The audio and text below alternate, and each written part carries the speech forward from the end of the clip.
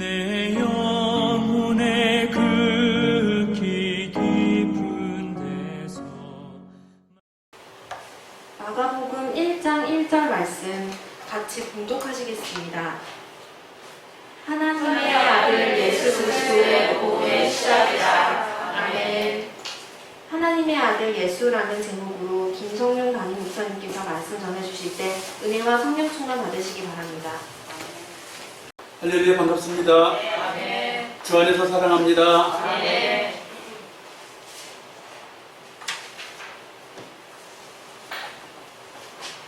오늘은 우리가 늘 쓰는 표현, 하나님의 아들 예수라는 제목으로 함께 나누고자 합니다.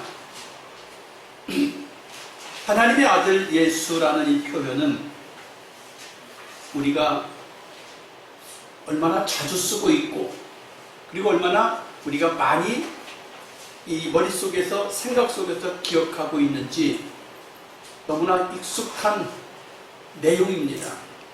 그래서 굳이 신경을 안 쓰고 있는데, 놀랍게도 마가복음 1장 1절의 내용 자체가 하나님의 아들 예수 그리스도에 대해서 말씀하고 있어요. 하나님의 아들 예수의 복음의 시작이라. 하나님의 아들 예수의 복음의 시작이라.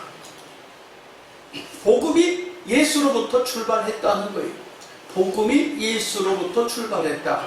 그런데 복음이 출발한 것은 중요한데 그 앞에 나오는 하나님의 아들이라는 거에 우리 관심을 가져줘야 돼요.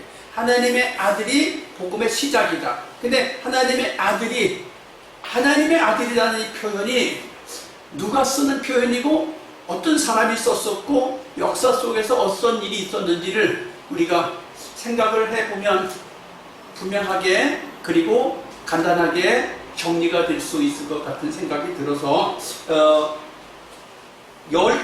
12가지를 성경 속에서 제가 찾아봤습니다. 첫째, 예수님이 하나님의 아들이라는 것을 하나님이 말씀하셨어요. 어디에서? 마가복음 1장 1절에 처음에 나왔어요. 예수님이 세례를 받으실 때 하늘에서 음성이 들렸다. 이는 내 사랑하는 아들이라, 내 기뻐하는 자라. 하나님이 말씀하셨습니다. 세례를 받으시고 하늘에서 음성이 들렸다. 또 하나님이 또 말씀하셨는데, 예수님께서 사랑하는 제자 3명을 데리고 산 위에 올라가셨는데 그 산에서 갑자기 모세와 엘리야 그리고 예수님이 만나서 대화를 하시는 거예요. 제자들이 같이 올라갔다가 갑자기 나타나신 모세, 갑자기 나타나신 엘리야, 예수님 세 분이 대화하시는 장면을 보고 제자들이 너무 놀래가지고 예수님, 제가 여기다가 집을 뚝딱 하고 초막 3개를 짓겠습니다. 그랬더니 그러는 순간에 갑자기 하늘에서 또 음성이 들렸어요. 이는 내 사랑하는 아들이다. 너무너무 놀랐어요. 근데 그 소리가 들리는 순간에 모세도 엘리야도 없어지고 예수님만 보였어요. 자, 두 번째, 예수님이 또 누가 예수님을 하나님 아들이라고 했느냐면 예수님 스스로 말씀했어요. 마가복음 3장에서 부모와 동생들이 예수님을 찾아왔을 때 예수님이 말씀하시길, 누가 내 어머니이고 형제고 자매냐? 아버지의 뜻대로 하는 자가 어머니요 형제라. 예수님이 스스로 말씀하셨어요. 본인 스스로 아들을 찾으러 왔는데 본인 스스로 예수님이 말씀하셨어요. 하나님 뜻대로 하는 자. 여러분, 지금 하나님 뜻대로 하시는 마음을 갖고 있기에 여기에 다 예배를 드리러 오셨어요. 여러분, 하나님 백성입니다. 하나님의 자녀입니다. 예수님이 하나님 아버지의 아들인 것을 인정하시는 분들이에요. 네 번째, 예수님이 공회에서 재판을 받으실 때 재판하는 사람들이 네가 예수냐? 네가 하나님 아들이냐? 네가 유대인이냐? 유대인의 왕이냐? 물을 때 네가 말한 대로라. 네가 말한 대로라. 예수님이 말하지 않았어도 재판 법정에서 그 엄숙한 자리에서 네가 말한 대로라 해서 그 재판관들이 스스로 예수를 하나님 아들로 인정했다는 자료지요. 그 다음에 누가복음 1장 35절에 마가복음엔 이게 없어요. 천사들이 예수가 태어날 것을 예언해 줬어요. 동정녀 마리아에게 내게 잉태되었다. 그래서 나는 사내를 알지도 못하는데 나는 결혼도 안 했는데 무슨 아기를 가졌단 말입니까? 지극히 높으신 하나님의 아들이 내 몸속에 잉태되었느니라. 그때 마리아가 그러지요. 하나님의 모든 말씀은 능치 못하심이 없으심에 아멘 하고 받아들였어요. 또 예수가 하나님 아들이신 것을 마가복음에도 안 나와 있는데 마태복음에 나와 있어요. 예수님이 시험을 받으러 광야로 나가셨을 때에 마귀가 예수님한테 와서 내가 만일 하나님 아들이라면 돌로 떡이 되게 해라. 내가 만일 하나님 아들이라면 성전 꼭대기에서 뛰어내려가라. 내가 만일 하나님 아들이라면 절 한번 하면 내가 다 주겠다. 마귀가 예수님을 사실이 아닌 것처럼 이렇게 말하고 있어요. 거짓말쟁이잖아요.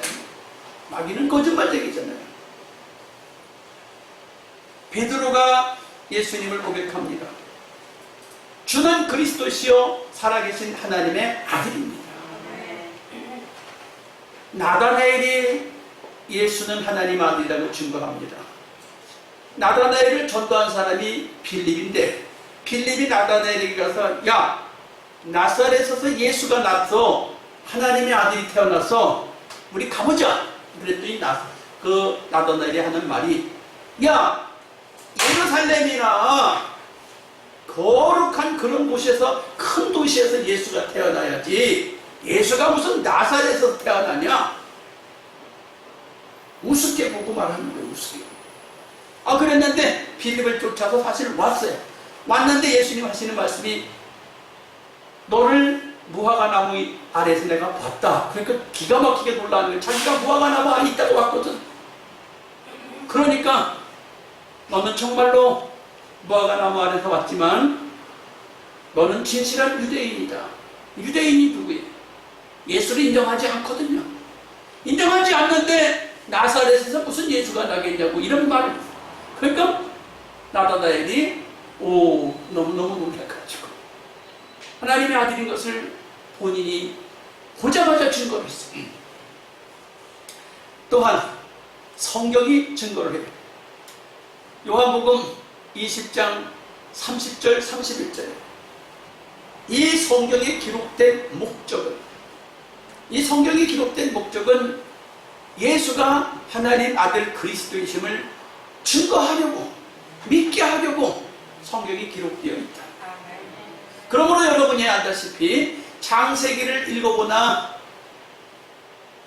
로마서를 읽어보나 잠언서를 읽어보나 어디 시편을 읽어보나 요한계시록을 읽어보나 어디를 읽든지 예수가 하나님 아들이라는 것을 발견하지 못한다면 여러분은 굉장히 성경을 잘못 읽고 있는 것이에요.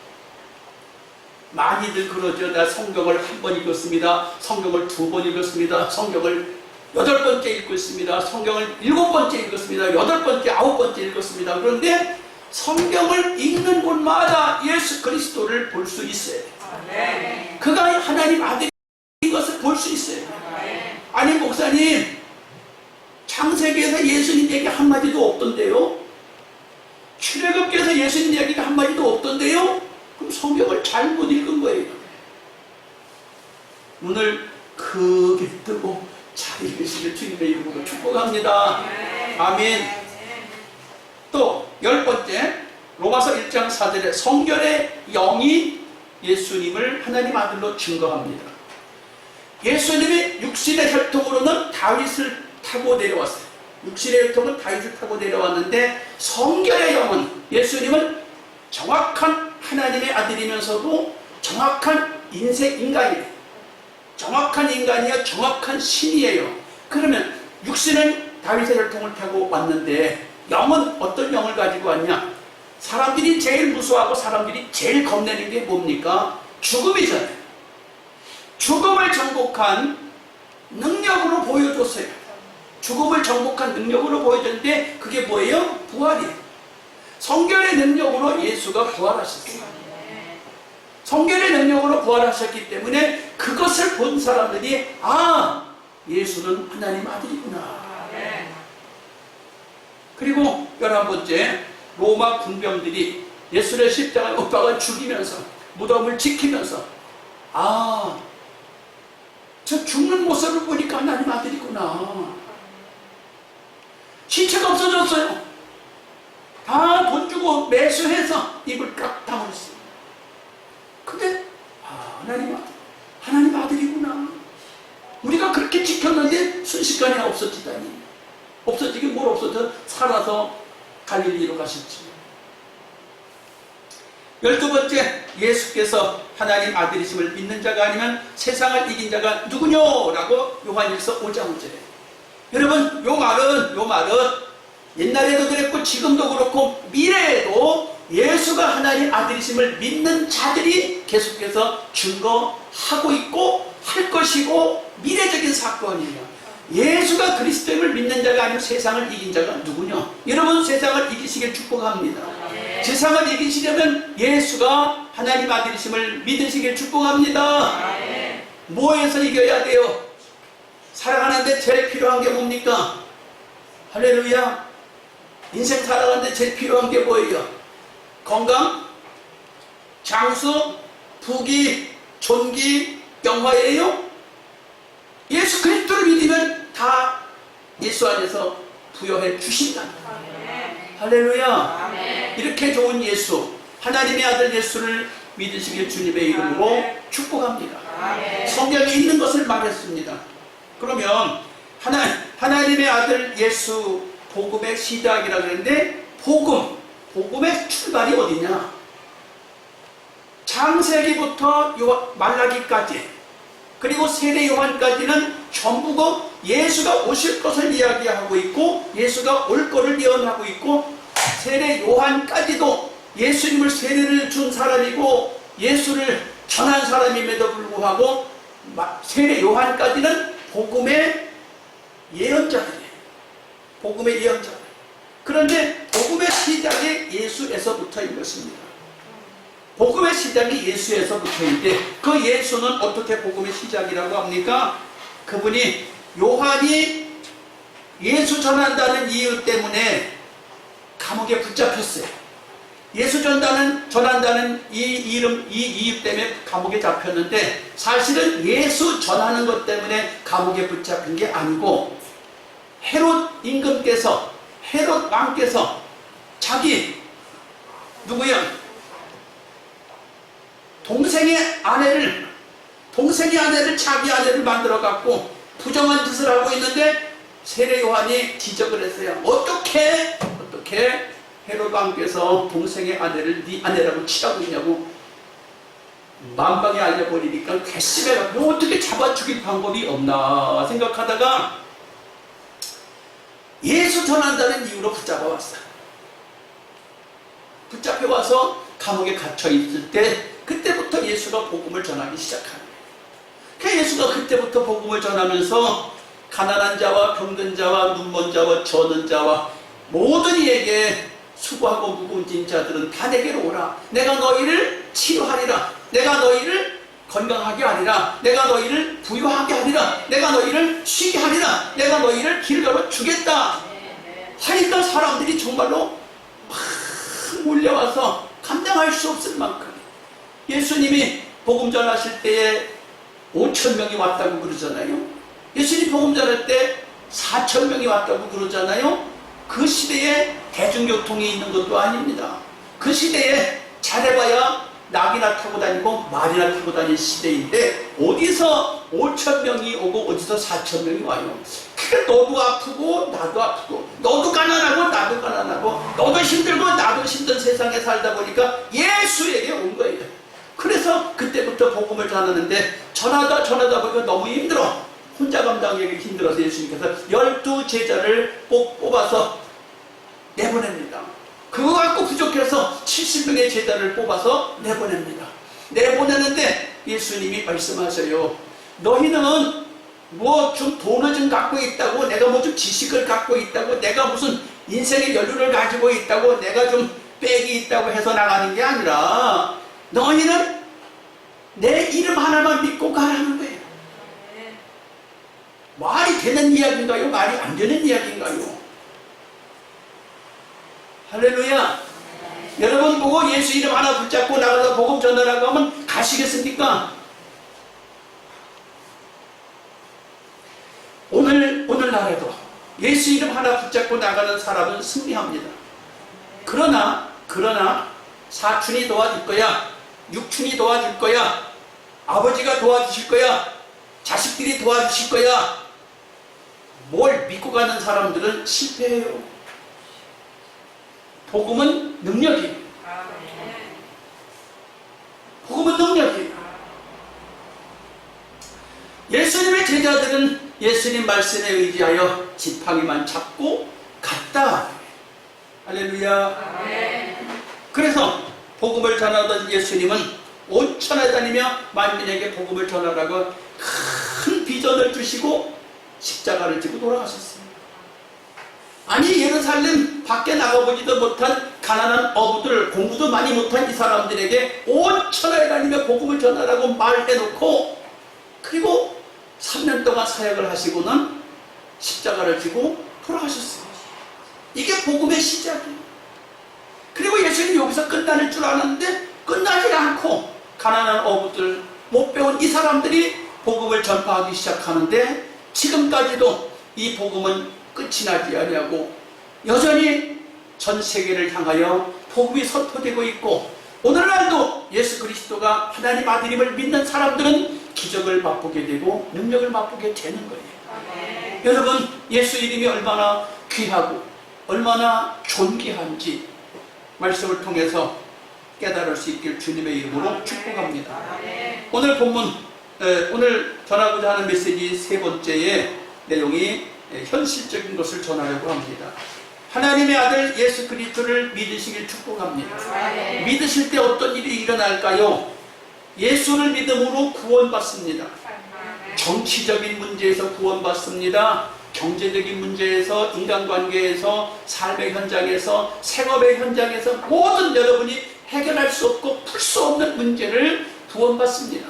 예수를 믿음으로 말미암아 여러분은 치유받습니다. 사람이 살면서 여기저기 아프고 다치는 게 한두 가지가 아니야. 예수의 사랑을 받으면 치유받습니다. 할렐루야. 또한 예수를 믿으면 자유해요. 세상에 올가매매 당하고 세상에 눌림을 당하는 게 얼마나 많은가요? 세상에 성장 과정이 잘못되고 세상에 살면서 삶의 과정이 잘못된 경우 얼마나 많아요. 현실 속에서도 잘못된 것들이 얼마나 많습니까? 자유가 없는 것들이. 그러나 예수 앞에 나오면 모든 것이 자유해집니다. 진리가 너희를 자유케 한다고 그랬어요. 진리가 무엇입니까? 하나님의 아들 예수가 진리이십니다. 예수 안에 오시는 분들은 자유를 찾게 돼요.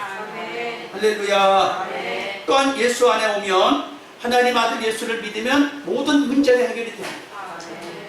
그것뿐인가요? 기적을 체험하게 됩니다. 또한 예수가 육신으로는 다윗의 혈통을 타고 왔다고 하지만 성결의 영으로는 부활의 능을 가졌다고 그랬어요.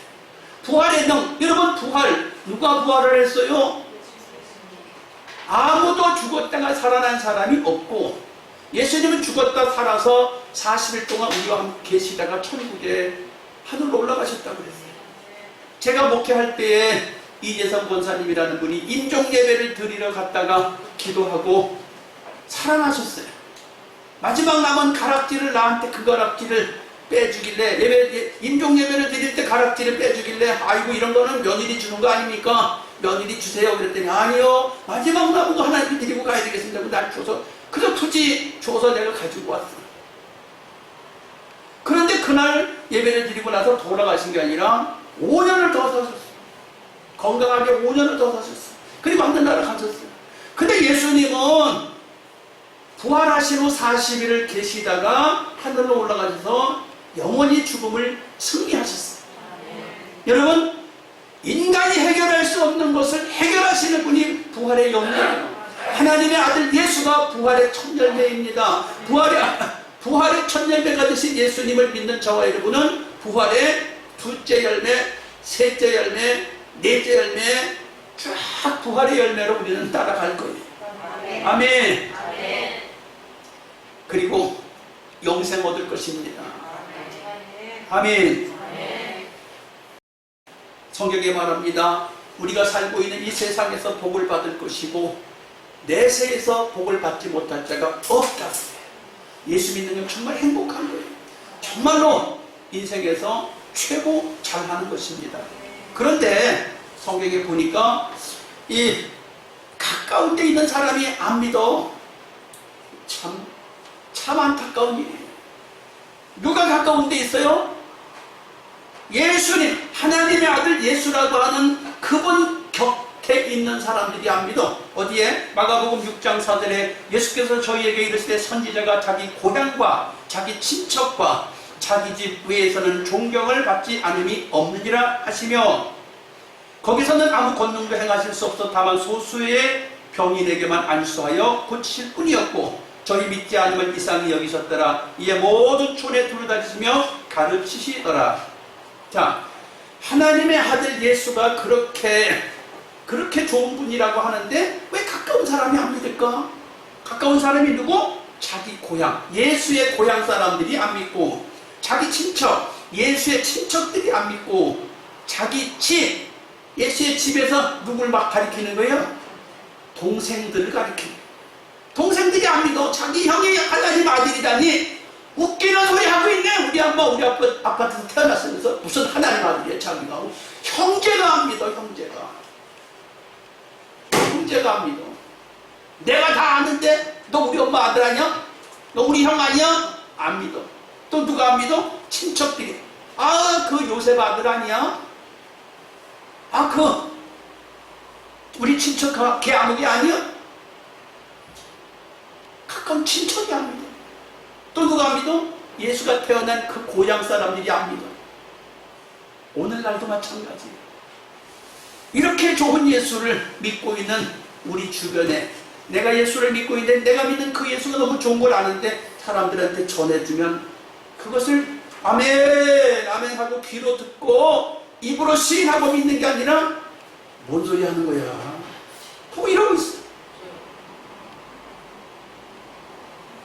두 번째, 하나님의 아들 예수 그리스도를 믿으라고 하는데 예수님 제자가 안 믿어. 누가? 예수님 12제자가 안 믿어. 답답한 일이요. 마가복음 9장 18절에 귀신이 어디서든지 저를 잡으면 거꾸로져 거품을 흘리며 이를 갈며 그리고 파리하여 가는지라 내가 선생의 제자들에게 내어 쫓아달라 하였으나 저희가 능히 하지 못하더이다. 예수께서 대답하여 가라사대 믿음이 없는 세대여 내가 얼마나 너희와 함께 있으며 얼마나 너희를 참으리요. 그를 내게로 데려오라 하시매.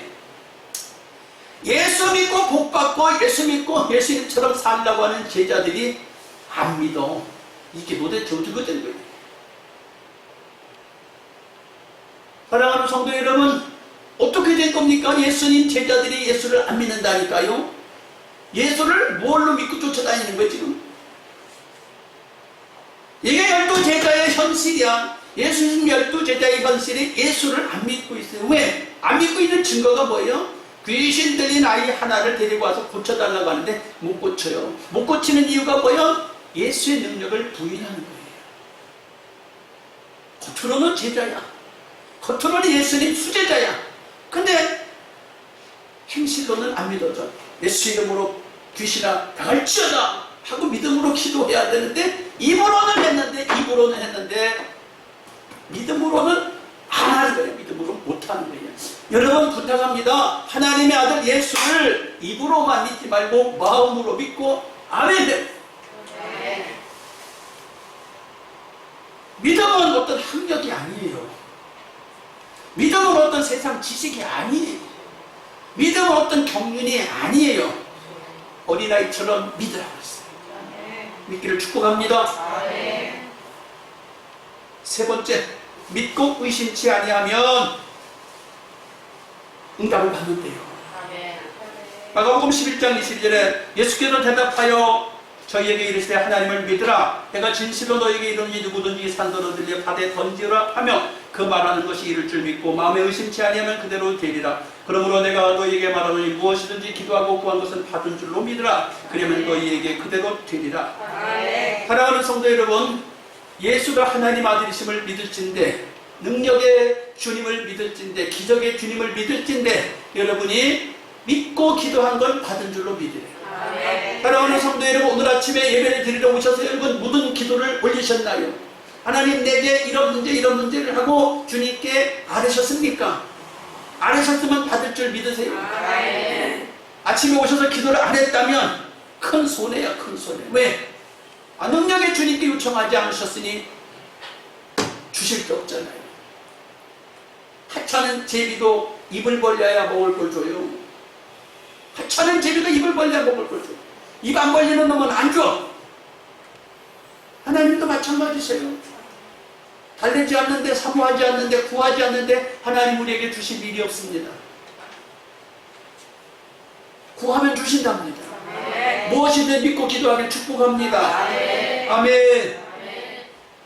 더 놀라운 일은 예수님 복음 초기에 12 제자들이 이렇게 믿음이 없었다면, 그럼 예수님이 십자가를 지고 죽으시고 부활하셨던 마지막에, 이제 마지막 하늘을 승천하기 바로 직전에 부활하신 후에도 제자들의 믿음 상태가 어땠느냐? 따라서 보고도 안 믿고, 듣고도 안 믿고. 이거 신자요, 신자 아니요? 제자요, 제자 아니요? 여러분이 제자 아니라고 분명히 그러셨어요. 자, 마가복음 16장 11절을 봅니다. 그들이 예수의 살으셨다는 것과 마리아에게 보이셨다는 듣고도 믿지 아니하니라. 13절, 두 사람이 가서 남은 제자에게 고하되 역시 믿지 아니하니라. 14절, 그 후에 11제자가 음식 먹을 때 예수께서 저에게 나타나서 저희 믿음 없는 것과 마음이 완악한 것을 꾸짖으시니 이는 자기의 살아난 것을 본 자들의 말을 믿지 아니함이라. 어디서 믿음을 찾을 거예요? 어디서? 마리아가, 예수님 어머니 마리아, 막달라 마리아, 이 다른 여인 마리아들이 예수님 부활했다는 첨사의 소식을 듣고 무덤을 확인한 여자들이 예수 살아나셨다고 하는데 안 믿어. 또 무덤에 달려가서 베드로가 확인했는데도 안 믿어.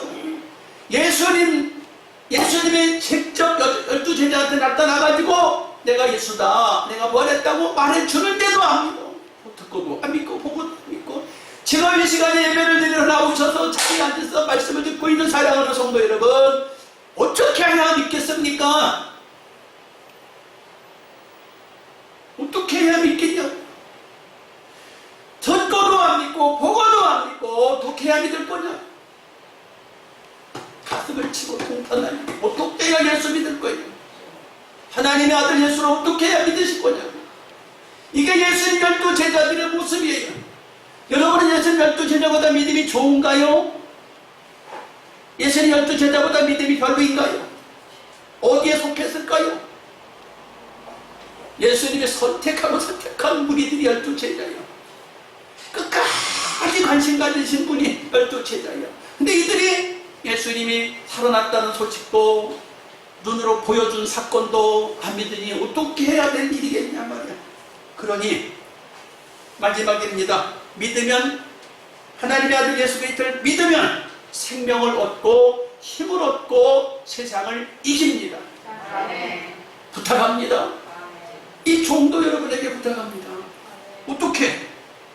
마가복음 9장 23절에 예수께서 이르시되 할 수 있거든요. 무슨 말이냐? 믿는 자에게 능치 못함이 없다. 네, 12 제자는 기도했는데 귀신이 안 나갔지만 예수님은 예수 이름 하나님 앞에 간절히 기도했더니 그 귀신이 나버렸어. 제자들이 기도했는데 안 나오는데 예수님이 기도할 때 나왔어요. 또 마가복음 6장 8절에 이렇게 합니다. 명하시되 여행을 위하여 지팡이 외에는 양식이나 주머니나 전대나 돈이나 아무것도 가지지 말며 12 제자를 파송하실 때 예수님께서 예수 이름 하나만 가지고 나가래. 지팡이 하나만 의지하고 나가래. 전도회를 가야 되겠습니까? 말아야 되겠습니까? 할렐루야. 지금 이 코로나 시대에 사업하시는 여러분, 빈손으로 나가서 사업하라고 그러면 다 하시겠습니까? 여러분은 가게라도 있고 사업장이라도 있잖아요. 인터넷이라는 것도 있고. 여러분은 예수님 시대보다 월등히 좋은 조건을 갖고 있어요. 근데 예수님 뭘 갖고 나가라고 그래요? 지팡이 하나만 가지고 나가래. 지팡이가 먹을 거라도 됩니까? 지팡이가 무슨 월급이라도 됩니까? 지팡이가 무슨 든든한 백이라도 됩니까? 아무것도 아니에요. 아무것도 아니에요. 그런데 더 놀라운 일이 또 있어요. 어디에? 출애굽기에 보면 하나님이 모세를 불러서 80세가 된 늙은이를 불러서 80세가 된 늙은이에게 모세야, 너는 내 백성을 구해내라. 80세가 돼서 모세가 이빨도 빠지고 오늘날처럼 임플란트가 있는 것도 아니고 틀니가 있는 것도 아니고 분명히 이빨도 몇 개 빠졌을 거야. 80세가 됐는데 이빨도 몇 개 빠지고 머리는 다 희고 아마 대머리가 되셨는지 머리카락도 빠져서 별로 없을 것입니다. 80세가 됐는데 너는 내 백성을 거절해라는 거예요. 그런데 하나님 말씀이 너는 이 지팡이 하나만 가지고 가라는 거예요. 아, 이상하네. 예수님도 제자들에게 지팡이 하나만 가지고 가라고 그러시더니 하나님은 모세한테 지팡이 하나만 가지고 가래. 하나님은 누구시고 예수님은 누구신가요? 동일한 문제. 하나님도 지팡이 하나만 가지고 가라. 예수님도 지팡이 하나만 가지고 가라. 여기 설교하고 있는 김성령 목사도 여러분에게 말씀하고 싶습니다. 여러분이 이 세상에서 지팡이 하나만 가지고 가면 코로나 시대에 사업을 성공할 수 있습니다. 지팡이 하나만 가지고 가면 어떤 여건에서든 일어날 수 있습니다. 없다고, 못한다고, 출신 성분이 시원치 않다고, 못 배웠다고, 조건이 안 좋다고, 나는 가문이 안 좋다고, 나는 부모를 잘못 만났다고, 나는 학벌이 안 좋다고 핑계하지 말라고. 핑계하지 말라고. 지팡이 하나만 가지고 가면 얘긴데 학벌이 아니야, 지식이 아니야, 나이가 아니야, 경력이 아니야, 상황이 아니야. 예수 이름으로 지팡이 하나만 가지고 가면 세상을 이긴다는 거예요. 예수 이름으로 지팡이 하나만 가지고 가면 모세가 출애굽을 할 수 있다는 거예요. 아멘. 마가복음 10장 29절 예수께서 가라사대 내가 진실로 너에게 이르노니 나와 및 복음을 위하여 집이나 형제나 자매나 어미나 아비나 자식이나 전토를 벌인 자는 금세에 있어서 집과 형제와 자매와 모친과 자식과 전토를 100배나 받되 핍박을 경하여 받고 내세 영생을 받지 못할 자가 없느니라. 예. 예수 그리스도 하나님의 아들 예수 그리스도를 위하여 복음을 위하여 부모나 형제나 처자나 집이나 전토를 벌인 자는 금세에 있어서 여러 배를 받든지 100배를 받는데 여러분 예수 위해서 교회 위해서 하나님 위해서 집을 바치고 싶은 용기가 생기겠습니까? 안 생기겠습니까? 헌금할 자신이 생기겠습니까? 안 생기겠습니까? 용기가 나겠습니까? 안 나겠습니까? 이 말씀을 보시면서 믿으셔야 할까요? 말아야 할까요? 예수를 위해서 복음을 위해서 집이나 형제를 버릴 자신이 있나요? 집이나 전토를 버릴 자신이 있나요? 할렐루야. 버리면 어떻게 한다고요? 상급이 있어요. 금세에 있어서 100배를 받는 100배. 내가 부모, 형제, 처자식을 집이나 전토를 예수 위해서 복음을 위해서 과감하게 던질 자신이 있으면 100배를 받든지 여러 배를 받는다는 거예요. 그럼 어떻게 해볼만 해요? 안 해볼만 해요? 투자해볼만 해요? 안 투자해볼만 해요? 복권 당첨되는 게 얼마나 어려워요. 비싼 사거리 조금 지나가면 복권 되게 잘 팔리는 데가 있어요. 토요일 주일만 되면 아주 복권 사려고 차가 줄 서서가 하도 차가 많이 오니까 자동차 안내를 하고 있어, 도로에서. 순서를 기다려서 복권 사라고. 그런데 거기서 몇 명이나 당첨이 돼요. 그런데 성경에서 분명히 약속합니다. 나를 위하여 집이나 젖토나 부모나 형제 처자를 바친다는 따라서 100배. 100배. 내가 주님을 위해서 1000만 원 헌금했다. 얼마 받는다고요? 얼마 받는다고? 1억. 내가 주님에서 1억을 헌금했다. 얼마 받는다고요? 받을 줄 믿으세요? 시원찮아 대단. 성경은 살아계신 하나님 말씀이에요. 나는 믿어. 나는 믿어. 제가 집을 들여봤거든요. 제가 집을 들여봤어요. 그랬더니 집이 생길 수도 없는데 집이 생기더라고. 정말로 생길 수가 없는데 집이 생겨. 다른 교회 가서 이것을 집회할 때 내가 얘기를 했죠. 그랬더니 그날 어떤 성도가 은혜 받고, 목사님 집을 바쳐도 될까요? 담임 목사하고 상의하세요. 내가 설교한 거에 은혜 받았다는 거예요. 담임 목사님하고 상의하세요. 나한테 바칠 거 아니잖아요. 여러분 뭘 믿으세요? 하나님의 아들 예수가 그리스도라는 것을, 복음의 시작이라는 것을 12 제자가 듣고도 안 믿고 눈으로 보고도 안 믿는 거, 예수님이 직접 나타나서 내가 예수다라고 해도 듣지도 않고 믿지도 않는 이 12 제자들 앞에 믿음이 없는 세대요! 라고 말하십니다. 책망하십니다. 오늘 이 시대도 마찬가지예요. 여러분 예수 말씀을, 예수가 하나님 아들이라는 걸 믿으시길 축복합니다. 안 될 게 없고 못할 게 없고 힘이 없어서 못한다고 할 이유가 없습니다. 세상을 이길 수밖에 없습니다. 할렐루야. 또한 예수 믿는 사람에게 이런 표적이 있다느니 저희가 내 이름으로 뱀을 치우며 무슨 독을 마실지라도 해를 받지 아니하며 병든 자에게 손을 얹은 즉 나으리라. 할렐루야. 이 말씀은 지금도 유효합니다. 지금도 유효해. 이 시간에 우리 다 같이 기도하겠습니다. 하나님, 나에게 하나님 아들 예수 그리스도를 믿게 하여 주시옵소서. 나의 답답한 현실의 문제를 주님 앞에 의뢰합니다. 나의 믿음을 주님 앞에 고백합니다. 들어주시옵소서, 해결해 주시옵소서, 구원해 주시옵소서, 치료해 주시옵소서, 자유를 주시옵소서. 양손 들어 주여 삼창하고 기도합니다. 주여, 주여, 주여.